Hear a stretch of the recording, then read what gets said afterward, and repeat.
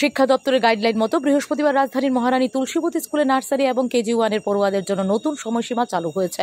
এতে ক্ষোভ ছড়িয়েছে অভিভাবকদের মধ্যে। এদিন স্কুল চত্বরে অভিভাবকরা ক্ষোভ উগরে দিয়ে বলেন, আগে নার্সারির সময়সীমা ছিল সকাল 7টা থেকে 8:30 পর্যন্ত, কিন্তু বৃহস্পতিবার থেকে এই সময়সীমা বাড়িয়ে দেওয়া হয়েছে, তাও একেবারে সকাল 6:30 থেকে 10:30 পর্যন্ত।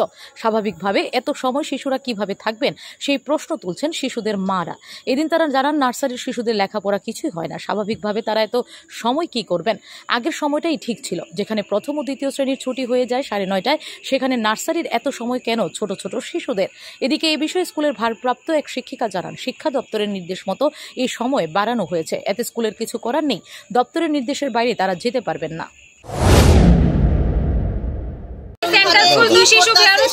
ডিপার্টমেন্ট চিন্তা করব, ডিপার্টমেন্ট ভিজিট করব, ভিজিট করে ডিপার্টমেন্ট চিন্তা করব কি করার, কেন গাইডলাইন ফলো করা হইতেছে না। সবার জন্য সেম সিস্টেম এবং এটা সেন্ট্রাল গাইডলাইন, বুঝতে পারছেন তো?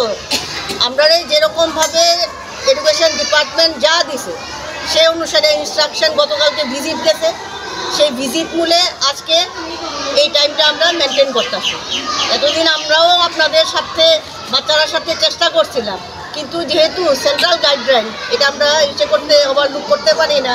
গতকালকে ভিজিটের পর তারপর আমরা আজকে থেকে কিন্তু এই টাইমটা বাড়ানোর মানে কথা আপনাদের অলরেডি মোবাইলে গতকালকেই জানিয়ে দিয়েছেন মর্নিংয়ের যে HM madam.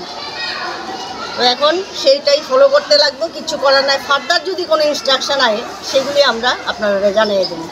Bureau report, S Bharat live 24 hours.